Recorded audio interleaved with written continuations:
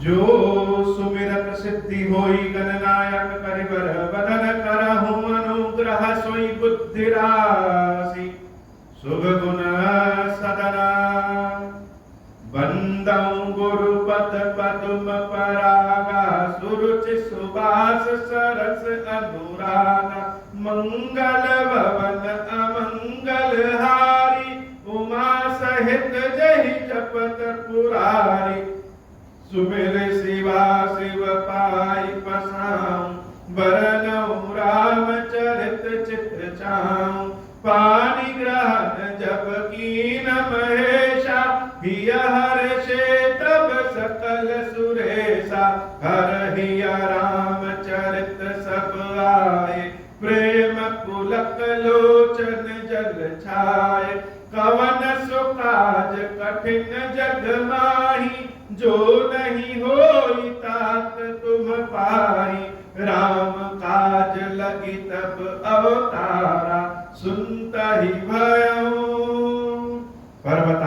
पर्वताकारा। हे महादेव इस जगत में बाबा इस जीवन में बाबा न कोई कार्य कठिन है नहीं कोई कार्य संभव है भैया सारे कार्य सरल और संभव हो जाते हैं बाबा अगर आपकी कृपा हो जाए। किसी के लिए भी कोई भी कार्य असंभव नहीं। जब कभी लगे कि यह कार्य हमारे लिए असंभव है तो तुरंत मन में याद कर लीजिए कवन सो काज कठिन जग माही जो नहीं होई तात तुम पाई। राम नाम के प्रभाव से भगवान की भक्ति की कृपा से भगवान की महिमा से संसार में कोई भी कार्य असंभव है। राम नाम की महिमा के बारे में जितना कहें उतना था। कल हम लोगों ने कल की कथा में जाना कि राम नाम की महिमा क्या है।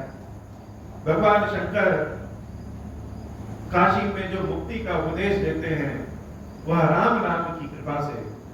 गणेश जी जो प्रथम पूज्य बने वाल्मीकि जी जो प्रथम आदि कवि बने यह सब राम नाम की महिमा से। राम नाम की महिमा का जितना भी वर्णन करें कम है और राम नाम की महिमा को जो पहचान गया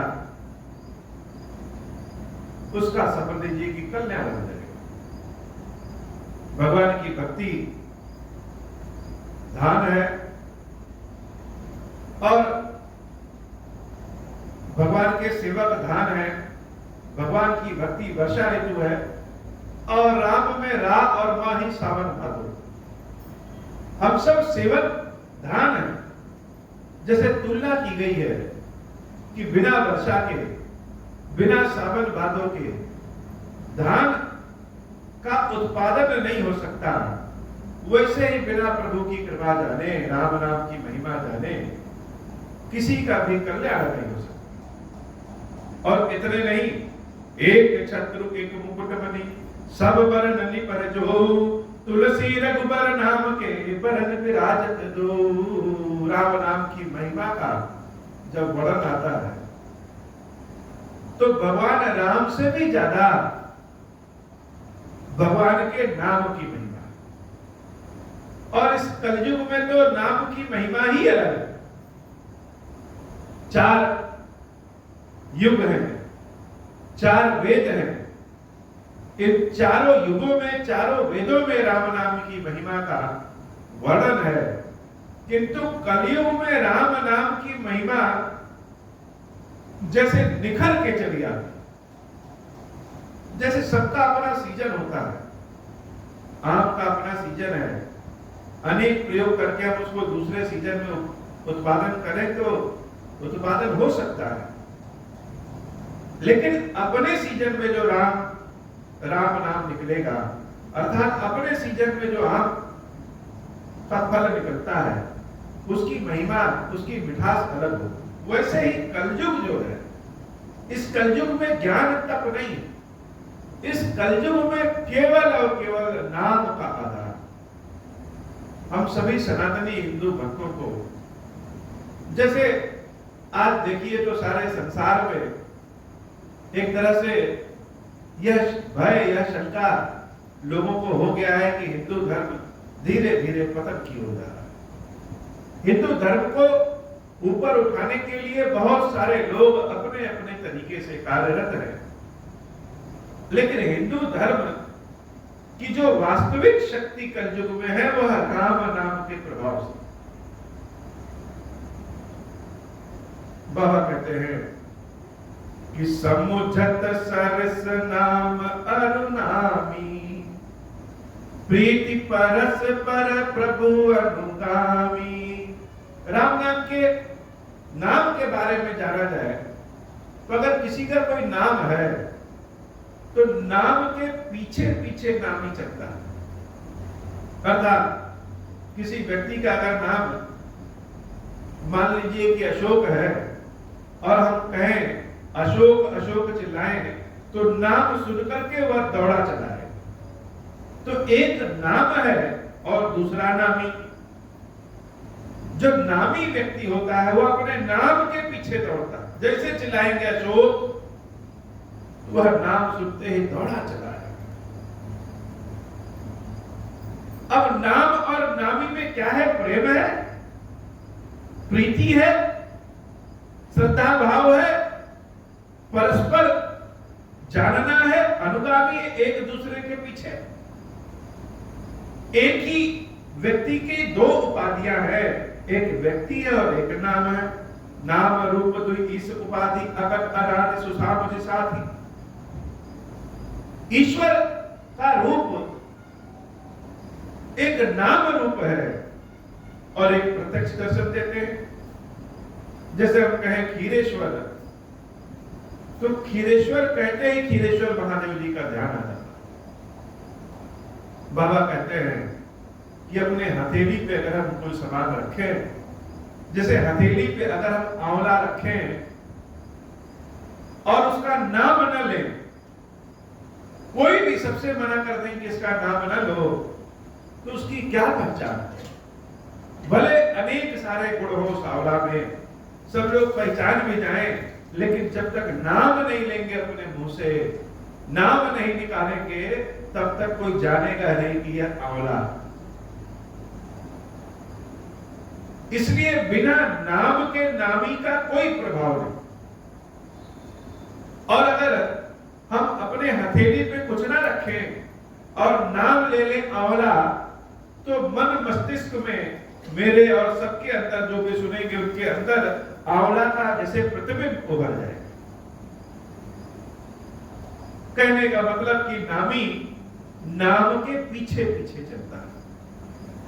ईश्वर भी जैसे ईश्वर का दो रूप हो, एक रूप है और एक नाम रूप है। खीरेश्वर महादेव ज्योतिर्लिंग का यह रूप है।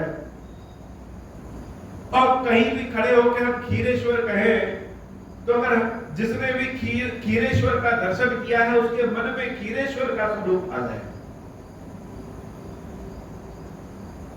तो रूप है और नाम है। अब इन दोनों में कौन बड़ा है कौन छोटा है? व्यक्ति का नाम बड़ा है कि व्यक्ति बड़ा है? कौन बड़ा है कौन छोटा है? यह कहने में तो बड़ा अपराध है। किसको कहें कि कौन बड़ा है और कौन छोटा है? बिना गुण के नाम का कोई प्रभाव नहीं और बिना नाम के गुण को कोई नहीं जाने। मिठाई लेके आए रसगुल्ला और कहें कि यह सेब है, तो नाम उसका सेब दे दे, लेकिन सब लोग क्या जानेंगे कि रसगुल्ला। तो बिना नाम के गुण का कोई मतलब नहीं और बिना गुण के नाम का कोई मतलब नहीं। कौन छोटा कौन बड़ा? तो बाबा कहते हैं वो बड़ा छोट कहत अपराध हो गया तो अपराध है। किसको कहते हैं कि कौन छोटा कौन बड़े? जैसे दो बच्चे साथ में रहे और दोनों चित्र बना के आए, किसको कहते हैं कि यह अच्छा है या खराब? सुनि गुण भेद समुझहि साधु। तो गुण को देख करके सुन करके समझ करके भेद जाना जाता है कि कहां पे नाम बड़ा है और कहां पे रूप बड़ा है, कहां पे नाम बड़ा है और कहां पे रूप बड़ा है। किसी का नाम दे दिए सुंदर और वह सुंदर ना हो, तब तो नाम का ही अपमान है। किसी को नाम दे दिए राम और गुण उसके रावण वाले हों, तब तो नाम का ही अपराध है, जैसे अपमान हो जाएगा नाम का। इसलिए कौन बड़ा है और कौन छोटा है, यह भेद जानते केवल साधु सन्यासी लोग। देखे ही रूप नाम आधीना, रूप ज्ञान नहीं नाम अभी। रूप को तो नाम से जाना जाता है। जैसे कहेंगे दुर्गा मैया, दुर्गा मैया का नाम लेते ही 8 भुजाएं, शेर पे सवारी, दिव्य उनका चेहरा, उनकी कीर्ति सब कुछ जैसे सामने आ जाए। और दुर्गा मैया सामने आ जाए और हम नाम ही ना ले, कहते कोई पेड़ है, कोई व्यक्ति है, तो लोग जान नहीं पाएंगे। तो रूप के अधीन नाम है। केवल दुर्गा कह देने से नहीं रूप आ जाएगा सामने, गुण भी होना चाहिए। रूप ज्ञान नहीं नाम अभिहीना, नाम के बिना रूप और ज्ञान को जाना नहीं जा सकता। कर गुण भी है दुर्गा वाली और नाम दुर्गा न ले तो कोई जान नहीं सकता। तो कौन बड़ा है कौन छोटा, यह अपराध है। रूप विशेष नाम बिनु जाने, करतल गतन पर ही पहचाने। सुमरिय नाम रूप बिनु देखे, आवत हृदय स्नेह विशेष। अगर कभी गुण देखे ही नहीं, रूप देखे ही नहीं और नाम लेते रहे तो जान नहीं पाएंगे कि कैसा है। अब अगर यहाँ पे जितने लोग स्विट्जरलैंड नहीं गए हैं, उनके सामने अगर हम स्विट्जरलैंड का नाम लें तो वो क्या जानेंगे स्विट्जरलैंड क्या है। जो लोग कैलाश का दर्शन नहीं किए हैं, उनके सामने कैलाश नाम ले अगर वो नहीं देखे तो नहीं जान पाएंगे। लेकिन जितने लोग कैलाश का दर्शन किए हैं और कैलाश का फोटो उनके सामने रख के कह दे कि यह तो राजस्थान है, तो लोग जान जाएंगे कि यह राजस्थान नहीं है तो कैलाश। तो नाम और रूप दोनों एक दूसरे के साथ है। बिना नाम के रूप को जाना नहीं जा सकता और बिना रूप के नाम की कोई महिमा नहीं। नाम रूप गति अकथ कहानी, समुझत सुखत न परति बखानी। इतने नहीं है, नाम बड़ा की रूप बड़ा की नाम बड़ा की रूप बड़ा, यह ऐसी अकथ कहानी है जिसको कहते कहते व्यक्ति थक जाए। भगवान शंकर का नाम लिए और एक पत्थर उठा करके रख दिए, पूरे श्रद्धा भाव से उनकी सेवा किए, वह तो शिव जी। यहां रूप की आवश्यकता नहीं, गुण आ गया, नाम ले लिए, हो गया। लेकिन भगवान शंकर का शिवलिंग रख दे और कह दे यह शिवलिंग नहीं, तो भी ठीक नहीं। तो यह नाम और रूप की अकथ कहानी है जो सदियों से चलती है और चलती रहेगी। कौन बड़ा कौन छोटा, यह तो भेद के अनुसार, समय के अनुसार जाना जा सकता है। और समय यह कलयुग का कैसा है, यह समय कलयुग का नाम रूप का है। नाम के आधार पे ही सारा संसार है। अगुण सगुण बिच नाम सुसाखी, बीच में से नदी बह रही है, इस पार और उस पार को मिलाने वाला पुल है। तो भगवान का निर्गुण रूप, भगवान का सगुण रूप, दोनों के बीच को मेल कराने वाला नाम रूप, दोनों का भी मेल कराता है। अगुण सगुण बिच नाम सुसाखी, उभय प्रबोधक चतुर्दुभासी। जैसे कोई एक तमिल बोलने वाला हो और एक व्यक्ति बांग्ला बोलने वाला हो, दोनों एक दूसरे की भाषा नहीं समझते। बीच में अगर कोई ट्रांसलेटर हो जो ट्रांसलेट करे, तमिल वाला जब तमिल में बोले तो उसको बंगला में सुना करके समझाए, और बंगला वाला जब बंगला में बोले तो उसको तमिल में समझाए। तो दोनों के बीच का जैसे ट्रांसलेटर पुल है, वैसे ही भगवान का निर्गुण रूप और भगवान का सगुण रूप के बीच का पुल भगवान का नाम रूप है।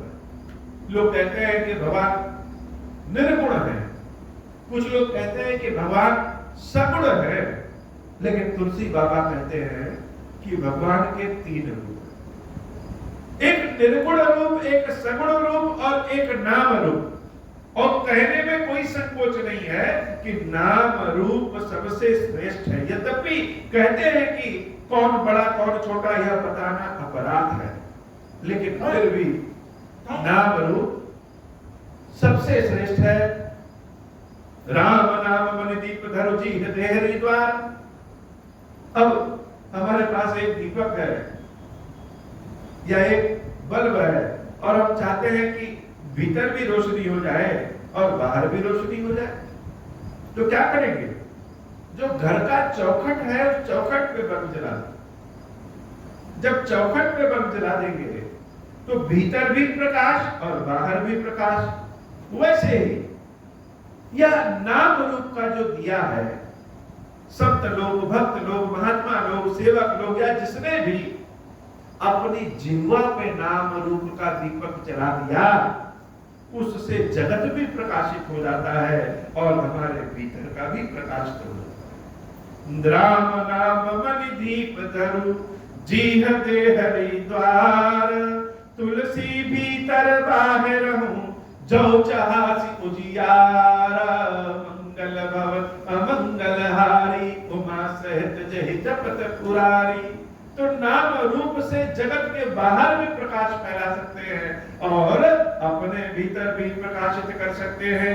नाम जीह जप जागहि जोगी बिरति बिरंचि प्रपंच वियोगी।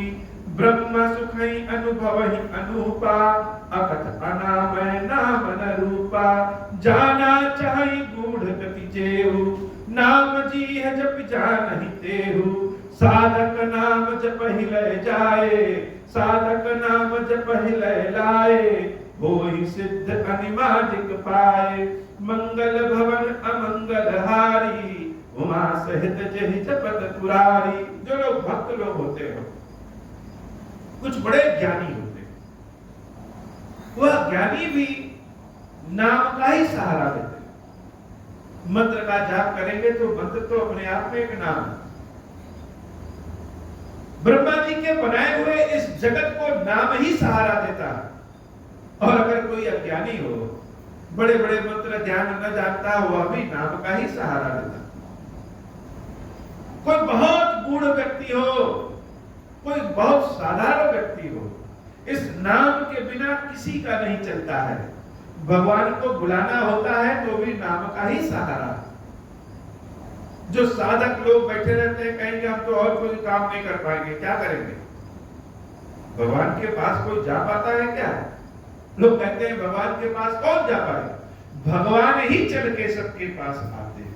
चाहे भक्त प्रहलाद हो, चाहे बालक भक्त ध्रुव हो, चाहे संसार के जितने भी भक्त कह रहे हैं, सबके पास ईश्वर स्वयं चल के जाते हैं। कोई ईश्वर के पास जा नहीं पाता। तो ऐसी कौन सी डोर है जहां पे ईश्वर को उस डोर से खींच लेते हैं? द्रौपदी जब भगवान कृष्ण को अपने पास बुलाई तो कौन से डोर से कृष्ण को खींचा? हनुमान जी महाराज जब प्रभु श्री राम को बुलाते हैं अपने पास, किस डोर से भगवान को खींचते हैं? भक्त लोग भगवान को किस बंधन से खींचते हैं? वह नाम रूप है। क्या करेंगे? एक जगह बैठ जाएंगे। हम तो नहीं जा सकते, लेकिन बुला तो सकते हैं। तो वहीं से चिल्लाना शुरू कर देंगे, राम राम राम राम राम राम राम राम। और राम अयोध्या का सिंहासन छोड़ करके जंगल में अपने भक्तों से मिलने पहुंच जाते हैं।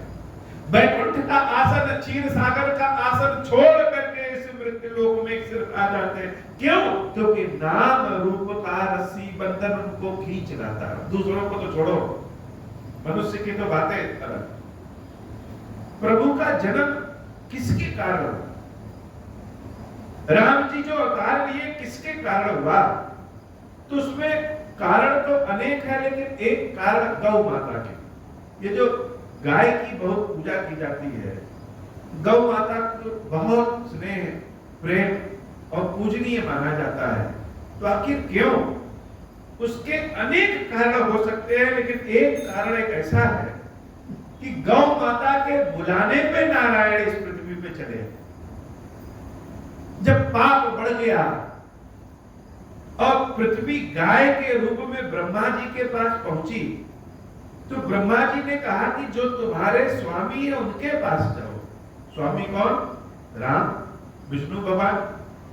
वह गाय ब्रह्मा जी को लेकर के और सारे देवताओं को लेकर के अपने पीछे पीछे आगे बढ़ती है, और जब ढूंढना शुरू करती है कि प्रभु कहाँ है, तो भगवान शंकर कहते हैं कि जहां बैठे हो वहीं भगवान। ऐसी कौन सी जगह है जहां पे भगवान नहीं? तो बुलाए कैसे? नाम रूप का सहारा। सबने भगवान के नाम का स्मरण किया, राम राम राम राम राम राम राम राम, और राम प्रकट हो।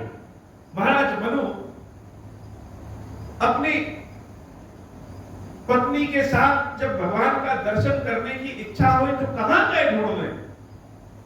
एक जगह बैठ के भगवान के नाम रूप का सहारा लिया और भगवान का नाम लेके बुलाया, राम राम राम राम राम राम, और राम आ गए। तो कोई कहां जा सकता है ढूंढने? भक्तों के, संतों के, साधुओं के, सबके लिए एक ही आसरा है, वह राम का नाम। भगवान के नाम रूप का सहारा है। साधक नाम जब पहले लाए, होई सिद्ध अनिमादिक पाए। सिद्धियां तक प्रभु के नाम से मिल जाती हैं। जब ही नाम जन आरत भारी। व्यक्ति के पास जब बहुत संकट आ जाता है, कोई रास्ता नहीं दिखता है, तो क्या करता है? तो भगवान का नाम याद करता है। अच्छा, उस समय तो नहीं सोचता है कि फूल हमारे पास है कि नहीं, नया वस्त्र हमारे पास है कि नहीं भगवान को चढ़ाने के लिए, दीपक हमारे पास है कि नहीं भगवान को दिखाने के लिए, भगवान को लड्डू खिलाने के लिए भोग है कि नहीं, ये सब कुछ नहीं। जब संकट पड़ता है तो केवल एक चीज याद आता है, वह है भगवान का नाम। और बड़े आर्द्र भाव में संकट की घड़ी में जब भक्त भगवान के नाम को लेकर के पुकारना शुरू करता है, तो भगवान को आना पड़ता है। जब ही नाम जन आरत भारी, मिटहि को संकट हो ही सुखा। संकट मिट जाता है और व्यक्ति सुखी हो जाता है। बाबा कहते हैं कि संसार में चार तरह के भक्त, राम भगत जग चारि प्रकारा, सुकृत चार्य अनग उदार। पहले प्रकार का भक्त जो धन आदि की लालसा में भगवान के पास आता है, अर्थात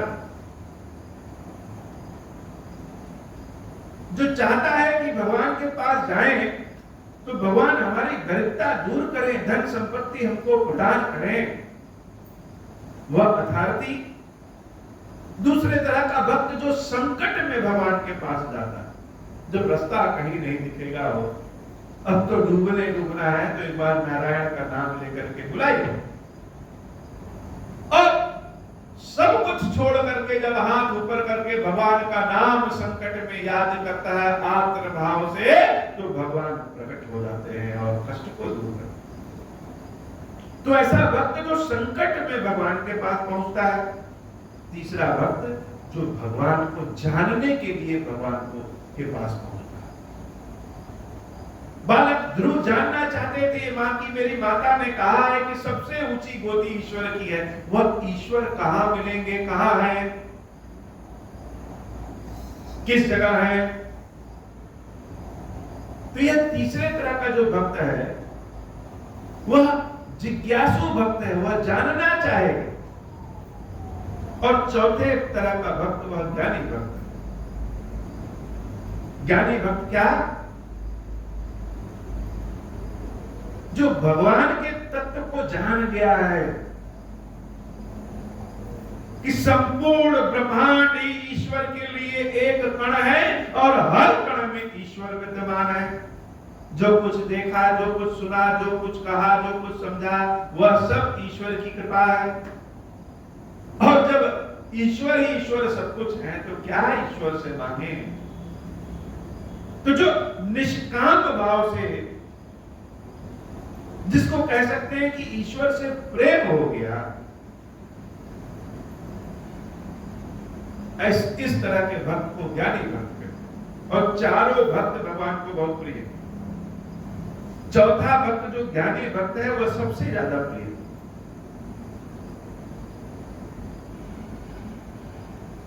तो अगर हम धन संपत्ति आदि की इच्छा से ईश्वर के पास जा रहे हैं तो क्या बुराई है?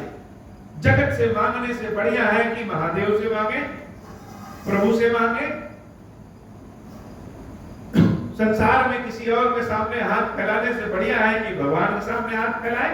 एक ही भक्त जब भगवान से कुछ मांगने जाता है और ईश्वर जब दे देते हैं, ईश्वर जब संकट दूर कर देते हैं, तो उसके मन में यह इच्छा हो जाती है कि जब भगवान इतने दयालु हैं तो भगवान को जान तो जाए कैसे हैं। वही भक्त, धन मांगने वाले भक्त अथार्ती भक्त से आर्त भक्त बनता है, जिज्ञासु भक्त बनता है और अंत में जान जाता है कि ईश्वर ही सब कुछ है, यह सब तो मोह माया है, आज है कल नहीं रहेगा, परसों फिर आ जाएगा। ऐसा वही भक्त ज्ञानी भक्त बन जाता है। ये चार तरह के जो भक्त हैं, ये चारों तरह के भक्त किस पे आधारित हैं? नाम रूप पे आधारित है। बिना ईश्वर के नाम के कोई भी किसी का कुछ भी नहीं हो सकता। सकल कामना हीन जे राम भगति रसलीन, नाम सुप्रेम पीयूष हृदय तिन्हु किए मन मीन। मंगल भवन अमंगल हारी, उमा सहित जहि जपत पुरारी। यह नाम ही सब कुछ है और कलयुग में तो नाम रूप ही सब कुछ। बड़े बड़े यज्ञ अनुष्ठान हम कर पाए चाहे ना कर पाए, करने तो बड़ी अच्छी बात। यह कर्मकांड भी बहुत आवश्यक है। कर्मकांड ईश्वर भक्ति का ललित रूप है और कर्मकांड वाली भक्ति करने से बहुत सारे लोग देखते हैं और बहुत सारे लोग इस कार्य को करके आगे बढ़ते हैं, धर्म का प्रचार होता है। लेकिन अगर हम यह ना कर पाए तो भी नाम का आधार लेना पड़ेगा, और यह कर ले तो भी नाम का आधार लेना पड़ेगा। खीरेश्वर महादेव मंदिर तो इसलिए विशेष प्रसिद्ध है कि जो भक्त भी जिस भी भाव से आकर के भगवान के समक्ष, खीरेश्वर बाबा के समक्ष हाथ जोड़ते हैं, बाबा और सबकी इच्छा मनोकामना पूर्ण करते हैं। 2 साल पहले एक माता पिता अपने छोटे बच्चे को लेके आए। उस बच्ची के मुख पे और पूरे शरीर में जैसे सफेद दाग है। 8-10 साल की बच्ची महादेव जी की शरण में आए, न जाने कहां कहां क्या क्या उपाय किए। हमसे भी राय लेना चाहें। बहुत सारे लोग आते हैं, कहते हैं महाराज जी हमारे भविष्य के बारे में बताइए। हम कोई भविष्य वक्ता तो है नहीं, बाबा का सेवक है, लेकिन लोग चाहते हैं, जानते हैं। तो बाबा की कृपा से हमने कहा कि महादेव जी की शरण में आइए, धीरे धीरे बच्ची का दाग ठीक हो जाएगा। और 2 दिन पहले अपनी बच्ची को लेके आए, वो कह रहे महाराज जी पहचाने? तो हम तो नहीं पहचाने, हमारी याददाश्त बड़ी कमजोर है। बहुत से ऐसे लोग हैं जो हमारे सामने आते हैं, हम उनको देखते ही नहीं, बात सारी कर लेते। तो हम नहीं पहचाने। तब उन्होंने बताया कि बिटिया को हम लाए थे और आपने कहा था धीरे धीरे ठीक हो जाएगा, और ठीक हो। मुख का और हाथ का दाग समाप्त हो गया। हमने कहा था कि दवा कराइए और बाबा की शरण में आइए। कलयुग है, समय के अनुसार चलना पड़ता। और वो आए और बच्चे के मुंह का दाग ठीक हो गया, केवल पैर का बचा। तो जो भगवान की शरण में कुछ मांगने आते हैं, ईश्वर उनके ऊपर भी कृपा करते हैं। नाम का सहारा। अगुण सगुण दुई ब्रह्म स्वरूपा, अकथ अगाध अनादि अनूपा। मोरे मत बड़ नाम दुहूते, किए जे ही जुग निज बस निज भूते, प्रौढ़ि सुजन जन जानहि जन की, कहूँ प्रतीति प्रीति रुचि मन की। एक दारु दत्त देखिय एक पावक समझुग ब्रह्म विवेक, उभय अगम जुग सुगम नाम ते, कहूँ नाम बड़ ब्रह्म राम ते। व्यापक एक ब्रह्म अविनाशी, सतचेतन घन आनंद राशि, अस प्रभु हृदय कछत अभिकारी, सकल जीव जग दीन दुखारी। नाम निरूपण नाम जतन से, सो प्रकटत जिमि मोल रतन ते। मंगल भवन अमंगल हारी, उमा सहित जहि जपत पुरारी। निर्गुण ते यही भांति बड़, नाम प्रभाव अपार, कहूँ नाम बड़ राम ते।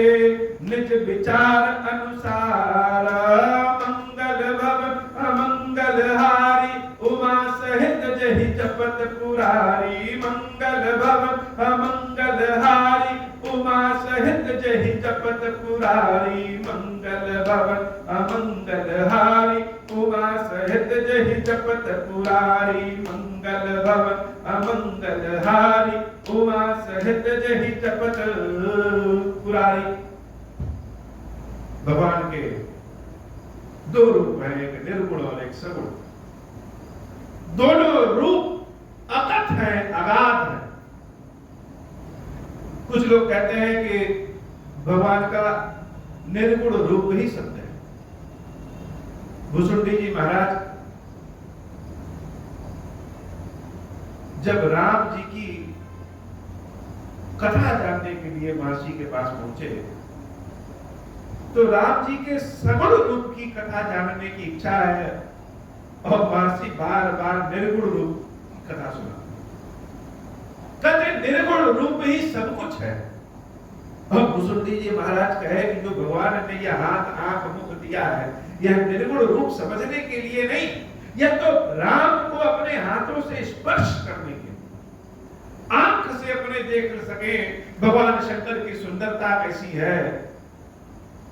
तो ऐसा आनंद और क्या। तो हमको भगवान के सगुण रूप की कथा जानना। तो सगुण रूप वालों के लिए ईश्वर का सगुण रूप श्रेष्ठ है, निर्गुण रूप वालों के लिए ईश्वर का निर्गुण रूप श्रेष्ठ है। लेकिन बाबा कहते हैं कि मेरे हिसाब से इन दोनों से श्रेष्ठ भगवान का नाम रूप है। भगवान का नाम रूप सबसे श्रेष्ठ है। जैसे लकड़ी के अंदर अग्नि होती है, दिखती नहीं, समय आने पर प्रकट होती। इस हवा में अग्नि है, दिखता नहीं, समय आने पे माचिस खींचेंगे प्रकट हो जाए। वैसे ही यह नाम का जो शक्ति है, नाम रूप भगवान का है, यह समय आने पर प्रकट हो जाए। और कलयुग वह समय है जो इस समय नाम रूप की शक्ति प्रकट है। दूसरों को छोड़िए, आपका जो नाम है, किसी व्यक्ति का जो नाम है, और कोई व्यक्ति बहुत तेजी से नाम लेकर के चिल्लाने लगे, तो जिसका नाम है वह पहुंच ही जाएगा, क्यों बुला रहे हो भाई। तो जब मनुष्य का नाम लेकर के बुला लीजिए तो चला आता है, तो ईश्वर का नाम लेकर के जब बुलाएंगे तो भगवान चले ही जाएंगे। राम से भी बड़ा भगवान का राम नाम है। बाबा कहते हैं निर्गुण ते यही भांति बड़ नाम प्रभाव अपार, कहूं नाम बड़ राम ते निज विचार अनुसार। लड़ाई झगड़े में नहीं फंसना चाहते बाबा, कह रहे कैसे, निज विचार अनुसार। मेरा यह अनुभव कहता है, मेरा यह विचार कहता है कि भगवान का नाम रूप सबसे बड़ा है, सबसे बड़ा है यह नाम रूप।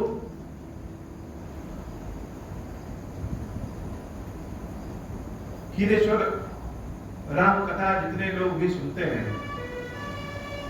सोशल मीडिया के माध्यम से, इस माइक के माध्यम से, या जैसे भी, यह भगवान के नाम रूप की गाथा ही है। सबसे यह विनती है कि इस कलयुग को पहचाने। इस कलयुग में कोई भी चीज शुद्ध नहीं है, केवल अगर कुछ शुद्ध है तो भगवान का नाम।